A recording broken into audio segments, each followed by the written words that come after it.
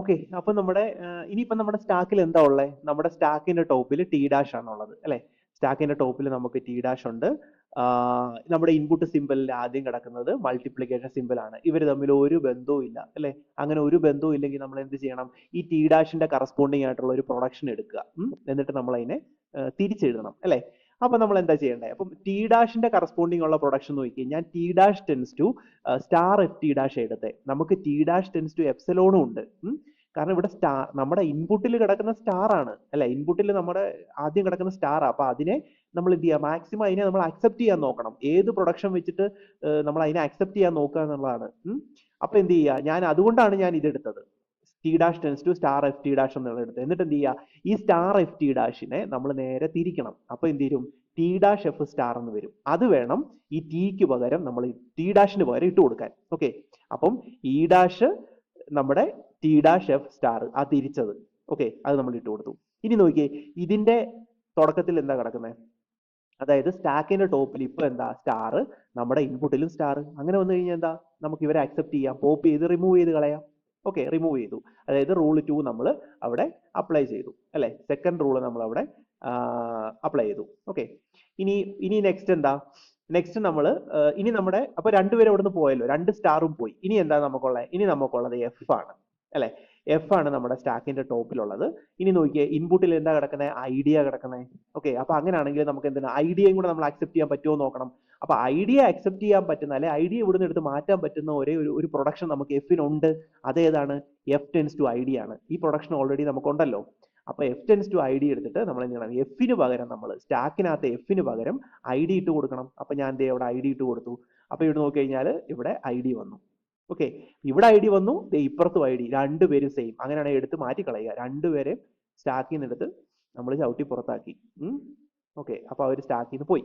അങ്ങനെ രണ്ടിടത്തുനിന്നും അവർ പോയി. ഇനി ബാക്കി സ്റ്റാക്കിൽ എന്തുണ്ട്? ഇ ഡാഷ് ടി ഡാഷ് ഉണ്ട്.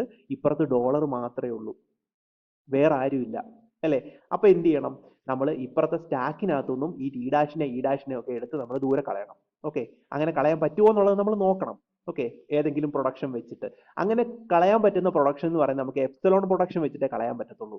അപ്പൊ എന്താ ചെയ്യേണ്ടതെന്ന് അറിയോ? ഈ ടി ഡാഷ് ആണല്ലോ ഇപ്പൊ നമ്മുടെ സ്റ്റാക്കിന്റെ ടോപ്പിൽ നിൽക്കുന്നത്.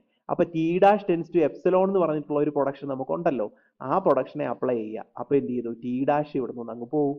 ബാക്കി മിച്ചം ആരുണ്ട്? ഡോളറും ഇ ഡാഷും മാത്രമേ ഉള്ളൂ. ഇപ്പുറത്ത് നമുക്ക് ഡോളറും ഉണ്ട് അല്ലെ. അപ്പൊ ഇവിടെ നോക്കിയാൽ അവിടെ നിന്ന് ടി ഡാഷ് എന്ന് പറയുന്നത് പോയി അല്ലെ. ടി ഡാഷ് നമുക്ക് ഇവിടുന്ന് പോയി. ബാക്കി നമുക്ക് ഇ ഡാഷ് ആണുള്ളത്. അപ്പം നമ്മുടെ സ്റ്റാക്കിന്റെ ടോപ്പിൽ ഇപ്പൊ ഇ ഡാഷ് ആണുള്ളത്.